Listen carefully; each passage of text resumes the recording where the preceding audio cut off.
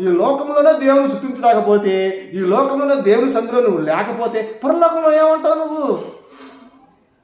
ఉండవు. ఈ లోకంలో శ్రమలు, బాధలు, కష్టలు, నిందలు అన్నీ ఉంటాయి ఈ లోకంలో. కానీ ఆ లోకంలో ఏమీ ఉండవు. ఆ లోకం లేని లోకం కోసం నువ్వు ఈ లోకంలో ప్రయాసపడాలి. దేవుని కోసం నింద అనుభవించాలి, శ్రమ పడాలి. అవి పడితేనే పరలోక రాజ్యం. అయిన పడి వెళ్ళి చూపించాడు దేవుడు. యేసుప్రభువు వారు ఈ లోకానికి వచ్చి శ్రమ పడ్డాడు, నిందించబడ్డాడు, దేశించబడ్డాడు, సిలువ వెయ్యబడ్డాడు. అందుకే తండ్రి కుడిపార్శ్వమున సింహాసనం ఆసీనుడై ఉన్నాడు. ఆ పరలోక రాజ్యంలో నువ్వు ఉండాలంటే శ్రమ అనుభవించాలి, నింద అనుభవించాలి. నిన్ను దేశిస్తారు, నిన్ను వెలివేస్తారు, నిన్ను అందరూ తిడతారు, నిన్ను కొడతారు, బెదిరిస్తారు, ఏమైనా నువ్వు చేస్తారు. కానీ దేవుని నిమిత్తం దేవుని వదిలిపెట్టుకోకుండా నువ్వు విశ్వాసం కలిగి దేవుని వైపే చూస్తూ ఉంటే ఆ యొక్క రాజ్యంలో నువ్వు ఉంటావు.